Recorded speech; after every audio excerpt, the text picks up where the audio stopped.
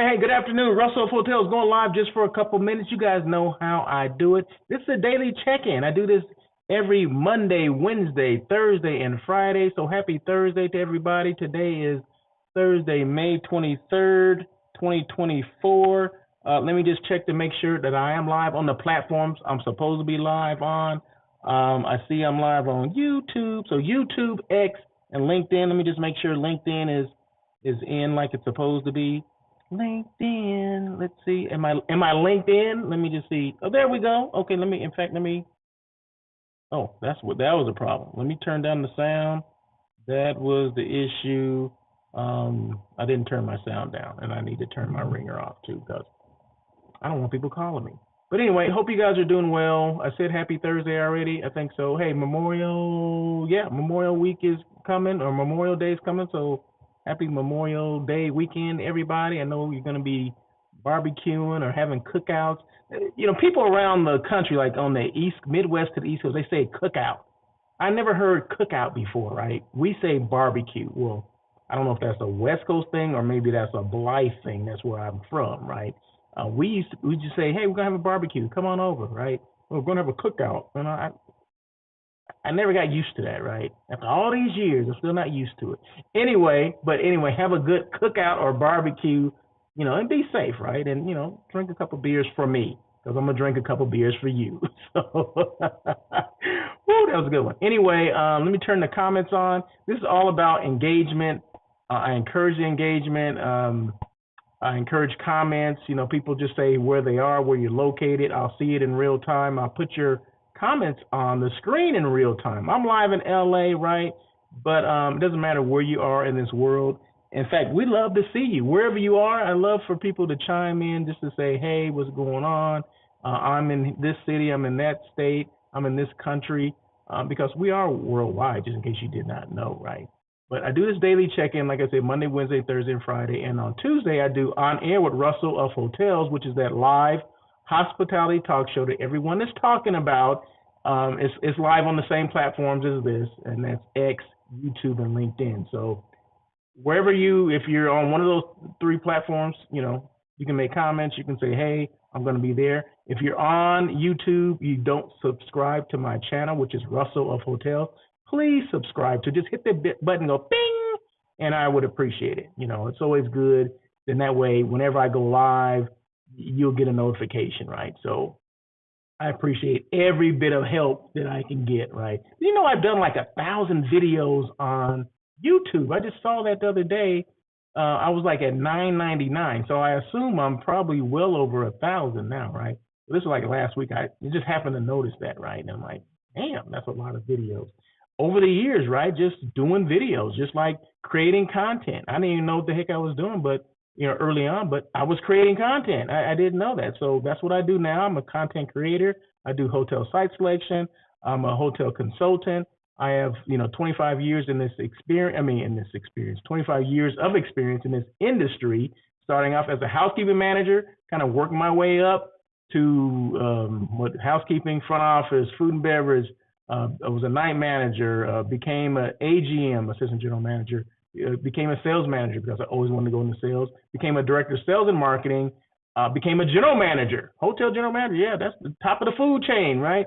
And then I went back to being a director of sales and marketing because that was never my goal to be a GM. So I'm like, let me rethink this. And my last hotel, which was 2018, was the Sheraton Universal, which is, at the foot of Universal Studios Hollywood, just in case you guys wanted to know where that was, because there's somebody out there keeping score. Like, Russell says all that stuff, but did he actually do it? Yeah, I actually did this. I actually worked in all these hotels, 14 different hotels over 25 years. So there you go. So now I took all that experience and put that into this company called Russell of Hotels, where primarily content creating, but a big focus is hotel site selection, where I assist companies and organizations with finding that right hotel for their group, their meeting, their conference, their convention.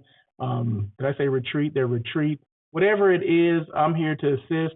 I've done as few as 10 rooms. 10 rooms or more is considered a group. So I've done as few as 10, and I've done as many as 650 on peak. But it doesn't matter. Once you get 600, 1,000, 2,000, 5,000, it doesn't matter at that point, right? It's the same amount of work you put in for 10 rooms that it is for 1,000 rooms, okay? Just so you know. In fact, today's topic is going to be something that kind of relates to that hotel site selection thing. So we're going to get to that in a second. I think that's all I got to say about that, right? I'm going to have a guest, and I'll get to, not a guest here, but on air with Russell of Hotels. I'm going to have a guest on Tuesday. I'll get to who that person's going to be, what they're about. In fact, I really don't know what they're about because I just met them. And I met them on LinkedIn, right? So that's the thing. The more you post things, the more you talk about your, what your expertise is, or your company, your organization, whatever it is, the more people you open yourself up for comments, questions, things like that, people that may be interested in what you have to offer, right? So I always tell people, people always ask, well, you always, every time I turn around, you're going live talking about stuff. Well, that's what it's all about, right? You have a platform. They've given us these platforms, and they're free for the most part, right? To do and show yourself and show what you do, show your personality or whatever the heck that is, whatever that even means, right? But this is a platform for you to talk about what you do and how you can help people. Those three things that I always want to let people know when I do these lives: who you are, what you do, and how you can help, right? And when it comes to hotel site selection, I take that hotel site selection thing off of their desk. They don't have to worry about it. They may be a meeting planner for a company, but maybe they need to focus on other duties that they do. Maybe they need to focus on the content of the meetings that they do, and they don't have time for the hotel site selection process, because it can be kind of mundane. In fact, that's going to be my topic for today, right? And they just don't have time to do it, so they'll maybe contract someone else to do it, ask someone for help, kind of thing. And that's where Russell of Hotels comes in, because I do that 24/7, okay? 24/7. I do that 24/7. Okay, that's what I do. So but we're gonna get into that right now, okay? Because these daily check-ins don't have to be, they don't have to lead into the next day, right? I try to keep them as brief as possible, between 25 and 30 minutes. So bear with me. But if you have questions, I'm here for all the questions, for the comment, for the engagement, because that's what this is all about. So let's get into it. So this is 5 reasons why organizations don't like to do their own hotel site selection. That's where I come in, right? But there's reasons why people don't want to do it. But I of course, I got like 5. Well, there's 5 things, right? 5 reasons why. Okay, hotel site selection can be a daunting task for many reasons. Here are 5 key reasons why people often dislike this process. Why do people dislike doing hotel site selection? It's the funnest thing in the world, right? Why would they? I don't know why they would hate that. Number 1 is complexity and time consuming. Detailed research required. Selecting the right hotel involves extensive research to understand the amenities, location, pricing, and availability of multiple hotels. This can be time consuming and overwhelming. It can be, right? It from start to finish, from creating an RFP to waiting to finding the right person to send your RFP to, right, within the hotel, right? Do you have to call those people? Do you have to get their email addresses? Do you know who you're sending it to? There's a lot of different things that I'm sure people go through, like, oh my God, where do I even start? Well, we that do this already, we do it all the time, right? So we do know it's not that complex for us. It can be somewhat time consuming because you have to create based on what you're looking for as the client, what you're looking for. I need to listen to the client, right? And tell me, give me your history, where have you met before? What are the intricate details that you're looking for in a hotel? Everything that you're looking for in a hotel, right? Who's your internal client? Meaning, is it CEOs? Is this a retreat? Is this a board meeting? All those things matter when it comes to finding the right hotel. Are you looking at 3 diamond hotels, 4 diamond hotels, luxury hotels, which are 5 diamonds? So even though 4 and 5 diamond hotels can be considered luxury. So, and what are the destinations? Have you decided on a destination? Have you used those destinations before? What hotels have you used in those destinations? Those are things that, in the first meeting and the first conversation, I need to know all that information because I'm representing you, right? So I'm Russell of Hotels. They won't, when I send out a lead, they won't even know what company I'm representing. They know that Russell of Hotels is coming, with a piece of business, right? I don't disclose that until we get close to the contract stage, until we get to, okay, now the client's looking for a contract. Then that's when I disclose who the client is. Why do I do it that way? Because I don't want the hotel to, and this is a term that someone just used the other day, backdoor me, okay? I don't want the client or the hotel to go around me and go to the client directly, because they have to pay me a commission, right? The hotel has to pay a commission for me bringing the business to them, right? So I don't want them to backdoor me. Is that even a thing? I mean, I didn't know until I heard that yesterday. I've been in business for a long time, right? I never heard that. But basically, a hotel will go around your back and go directly to the client. That's not a good thing. That's not ethical. We don't want that happening. Okay. So I never disclose who the client is until we get to the contract stage, because now their information needs to be on the contract or the sales agreement. Okay. My name needs to be in there as well as my company name, because that's how I get paid the commission. My name, my company name, my IATA number has to be contained in that contract somewhere in order for me to get paid. Okay. So yeah, it can be complex. It can be time consuming. Detailed research required. Selecting the right hotel involves extensive research. All right, I said that right. Multiple factors to consider. Factors such as room capacity, event space availability, technology amenities, and proximity to transportation hubs may be taken into account. Balancing these factors while meeting the specific needs of the group can be complicated and tedious. So yeah, so if you've never done this before, yeah, it takes time to get used to that. But these are things that we do all the time as far as room capacities. What type of setup are you looking for? Is it rounds of 10? Is it half moons? Is it theater style, which is all chairs? Is it conference because it's a board meeting? I mean, all these things. Are you looking for natural light? Do you need hotels that have natural lighting, meaning they have windows throughout the space, which provides natural light, or are you just relying on the lighting that's there with fluorescent lighting and things like that? Those things matter. Some people don't even think about that, but I have clients that they have to have meeting rooms that have natural light. Well, if that's the case, then that eliminates a lot of other hotels, right? So, I mean, these are things that I think about all the time, but I can only think about this when the client tells me. So you have to ask these questions. So clients, you have to be forthcoming with this information if you're utilizing someone like myself, right? But yeah, to get back to this, what we're talking about, yeah, complexity and time consuming, yes, it can be, because especially if you have other duties to do, if your role encompasses multiple things, multiple tasks, yeah, it can be that. And yeah, I can understand where the frustration comes in. Negotiation challenges, rate negotiations. Securing the best rates require negotiation skills and good understanding of the market rates. Yeah, it sure does. Many people find this aspect stressful and challenging, especially if they are not experienced negotiators. Yeah,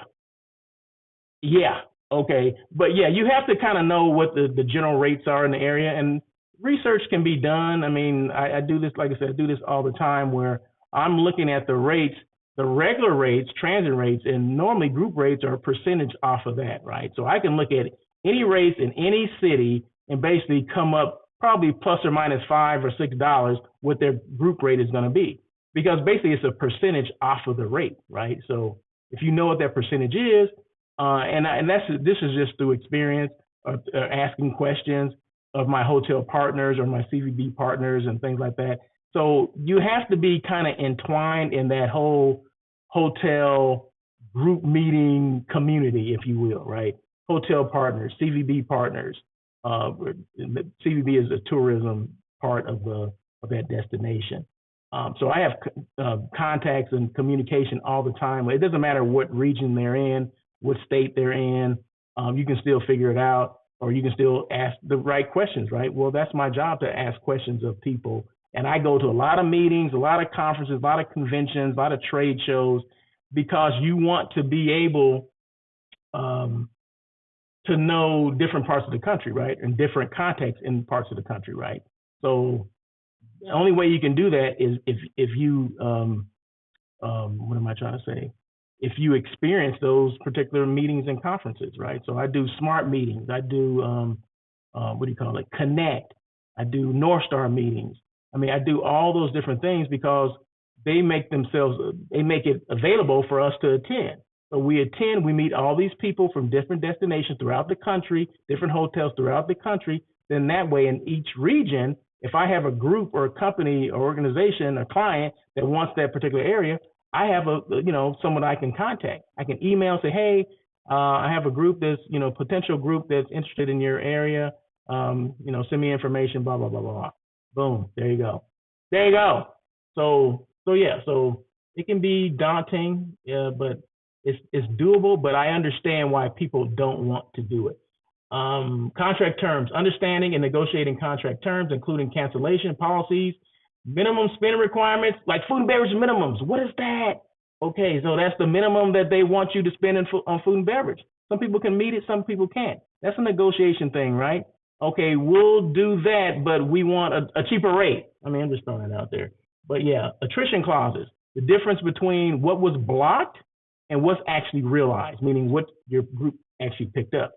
Okay, that's that gray area in between those two.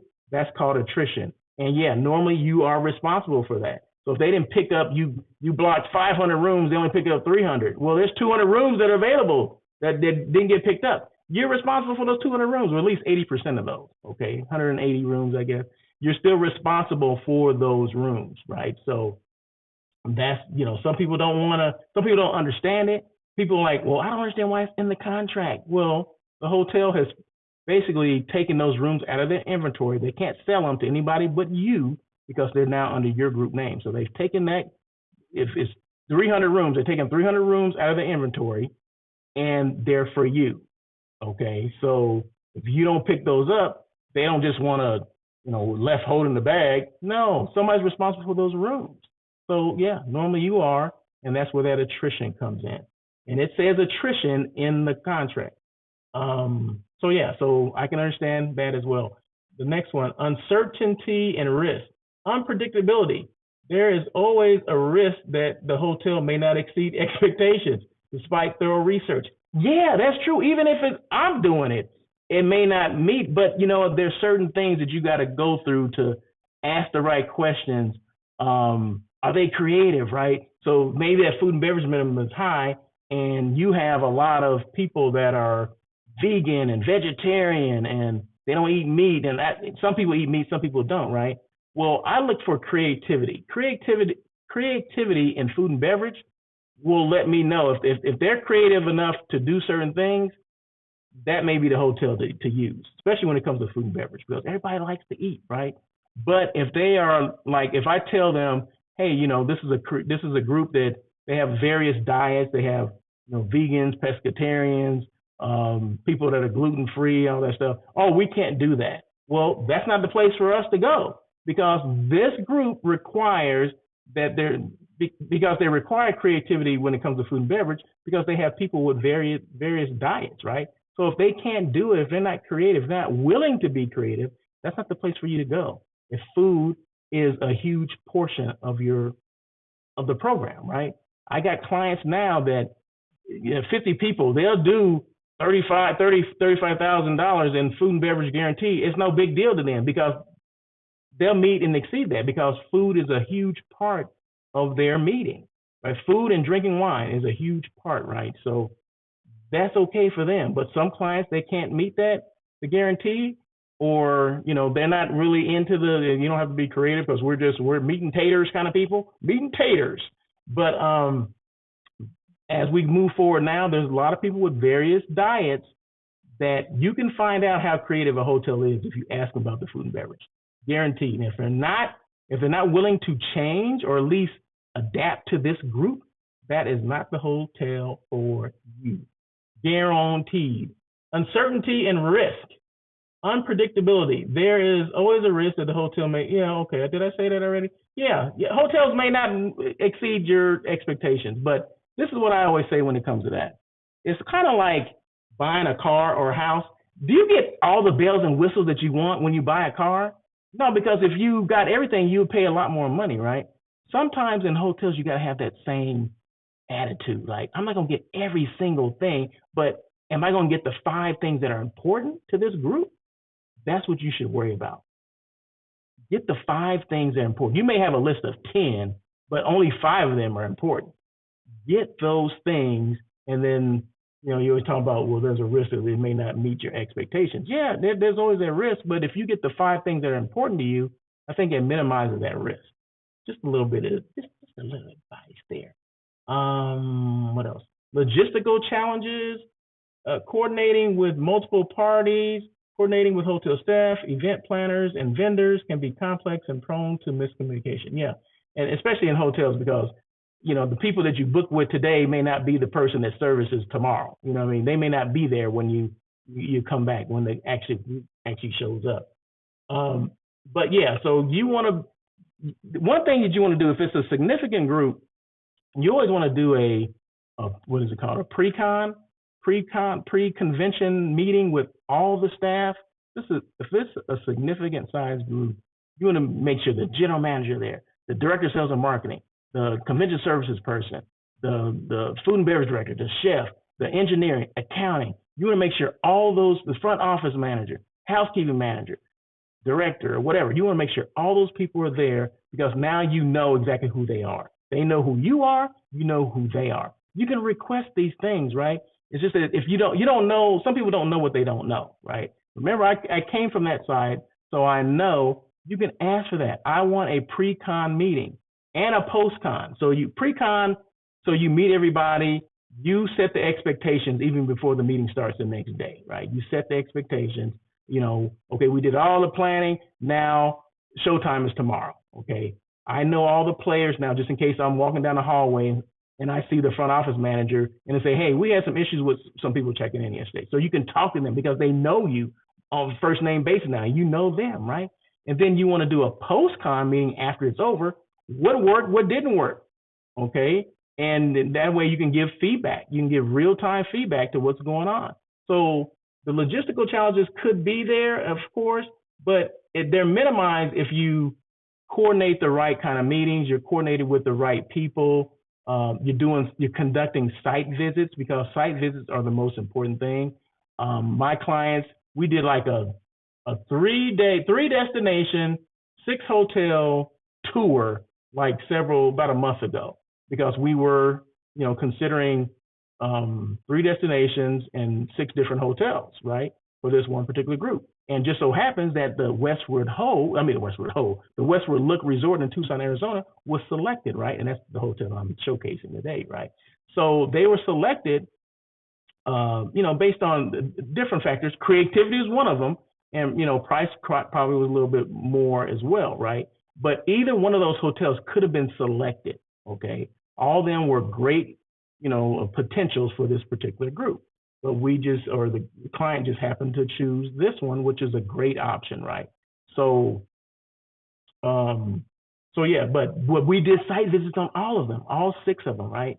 So we went to Santa Fe, New Mexico, 2 hotels there. We went to Tucson, Arizona, 2 hotels there. Went to Vail, Colorado, 2 hotels there that we stayed and experienced. You have to stay and experience these hotels, because especially when you're depending, or the people that are attending this are depending on you, right? They're depending on you to choose the right hotel. Well, if you never stayed there, you never experienced it, how can you recommend or refer that hotel?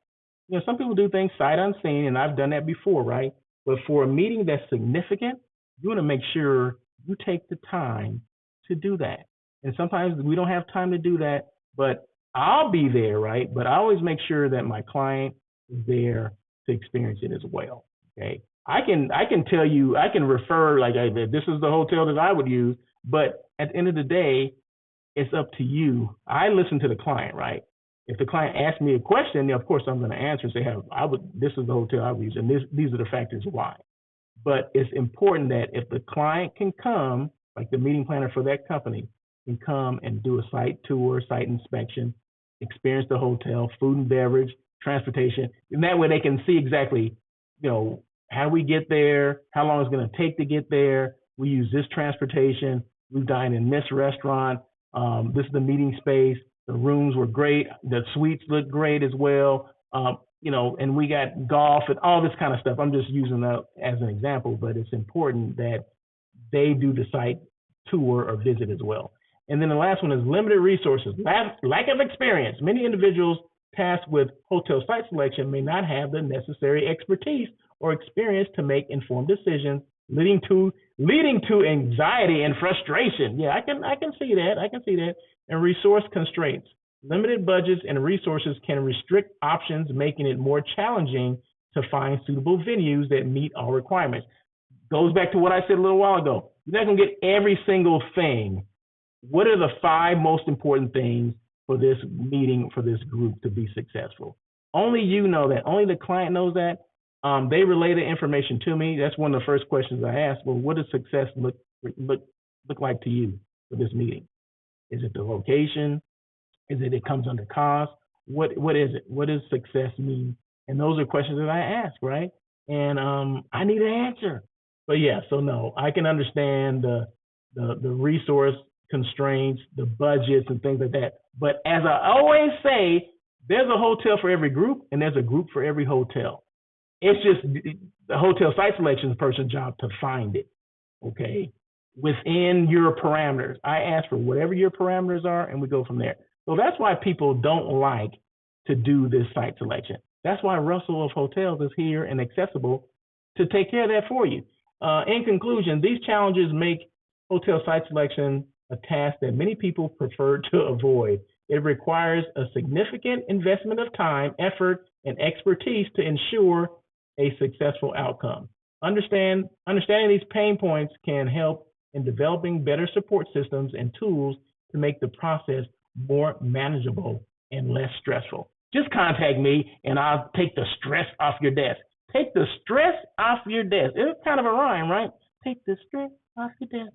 So anyway, so that was 5 reasons why organizations don't like to do their own hotel site selection, but I love doing it, okay? So, and then as I said a little while ago, I have a guest that's coming up on Tuesday on air with Russell of Hotels. That's Miss Meredith Moran. Miss Meredith Moran is CEO of Vegan Hospitality. She's going to be my next guest on Tuesday at 1 o'clock. This is going to be show number 255. Now I'm going to give you a little information about Miss Meredith. Let me see. I got to get to my phone here. Get to my phone. You know how she found me? Did I mention this already? She found me on LinkedIn, right? So she, in-mailed me, or what is it called? Instant message, whatever, in-mail on LinkedIn. And, she told me a little bit about her organization. And, being plant-based, which I am, I'm 100% plant-based, of course, that piqued my interest. I'm like, okay, this may be something good. I like the sound of this.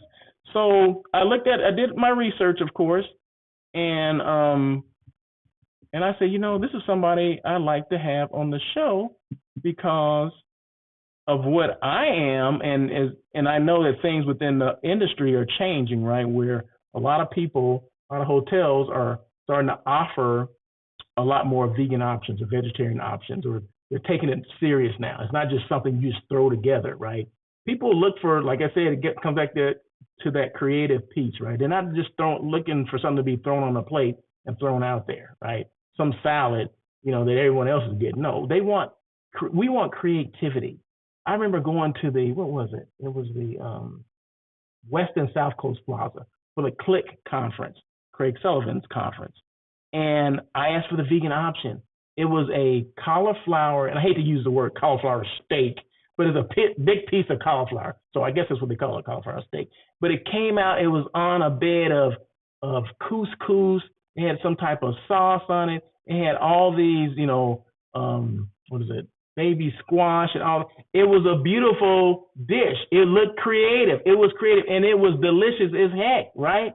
So that's what I'm talking about. It wasn't an afterthought. It was something that someone took time to create, to prepare, and it came out looking like that. And the plate that it was on a platter. It wasn't even on a plate. It was a platter, right? So, and the guy came out, carrying it, how when they're trying to show off, carry it because it was like the focal point, right? At my table, no one else ordered the vegan dish, right? I was the only one. So they like look, everyone's looking, people from other tables are looking, like, oh my God, that looks so good. That looks delicious. What is that? Can I try it? I'm like, of course, go ahead and try it, right? So that's what people look for. They look for people, they look for hotels, food and beverage departments to be creative, okay? So Meredith Moran is going to come on here and we're going to talk about vegan hospitality is the highest standard for vegan-friendly hospitality consulting and certification. Did you know there's a certification for vegan hospitality? I didn't know that. So we're going to talk about that. The vegan market has grown over 700% in the past year, with major hotels, restaurants, and cruise lines adding vegan dining options to their menus. Our mission is to ensure the successful transition of the hospitality and tourism industry into the next era of guest services to meet the increasing demand for plant-based cuisine and vegan-friendly customer service. Okay, so that's what we're going to talk about. We're going to talk about how she got into this. Is she vegan? You don't have to be vegan to be a vegan chef. Okay, did you know that? You don't have to be vegan. You just got to be creative. You have to have the knowledge of different foods and how different tastes and flavors and all of that. But you don't necessarily have to be one. So of course, there's going to be a question that I'm gonna ask her, right? So, and how did this get started? And what is the certification? So there's going to be a lot of questions asked, and she doesn't know the questions I'm going to ask her. In fact, she emailed me yesterday and said, are you going to ask me certain questions? What are the questions you're going to ask? Well, I don't give those questions to anyone. So if you ever saw my show On Air with Russell of Hotels, I never give people the questions I'm going to ask them ahead of time, because that makes for an interesting, conversation, right? And it's all about the conversation. This is not an interview. It's about conversation. It's about me getting to know her getting to know me, how I ask questions and things like that. It's just like two people just having a conversation. She got a job, I got a job. So it's not an interview, because some people are like, oh, I see you're interviewing Miss Meredith Moran. No, I'm not interviewing her. We're going to have a conversation about vegan, okay, about vegan hospitality. So it's going to be great. It's going to be fire, like all the shows are, right?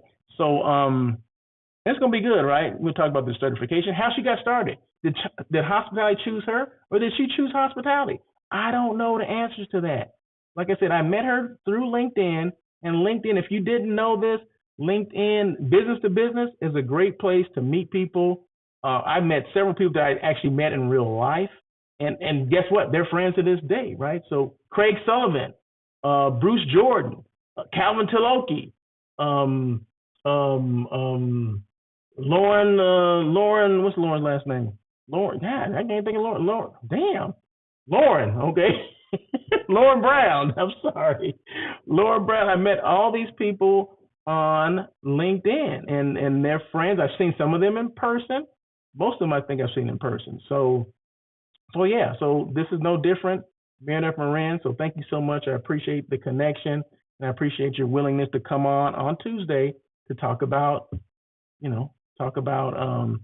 vegan hospitality. So I'm looking forward to that. So any questions at all about what I talked about Miss Moran? I mean, you can ask me questions about hotel site selection. Any questions you have for me, please feel free to email me at russell@russellofhotels.com. The information is right there. Go to my website. Oh, I've been putting a lot of things on. What do you call it? I have a blog section on my website, which is russellofhotels.com. I've been posting things every day, daily, I think all week.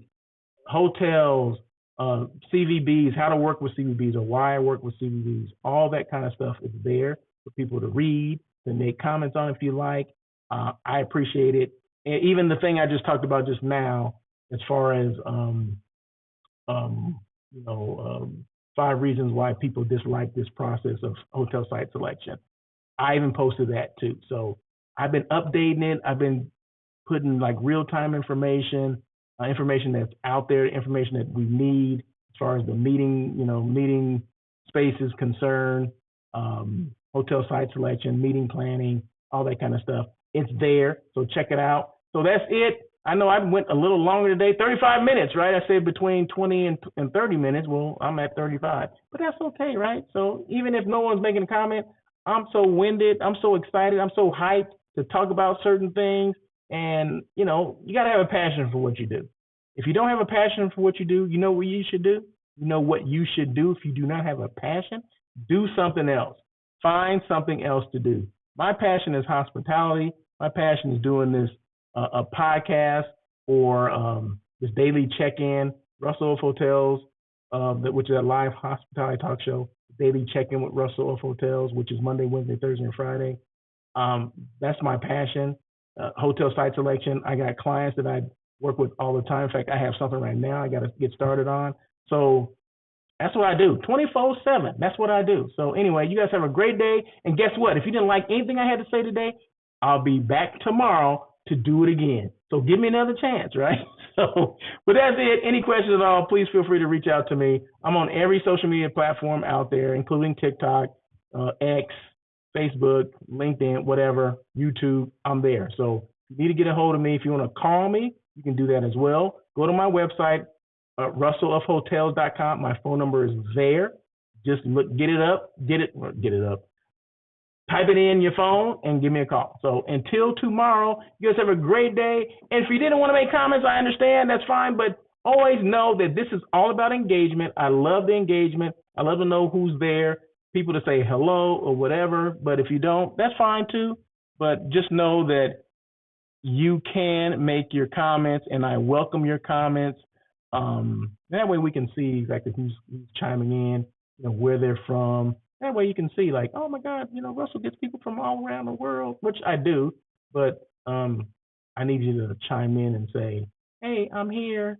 Good information, bad information, this sucks, whatever, you know, you feel like saying, you go ahead and say it. Not that I'll post everything that you say, but I just want people to know that it's all about the engagement, and you're more than welcome to make comments, okay? So until tomorrow, you guys have a great day. Russell of Hotels, I'm out.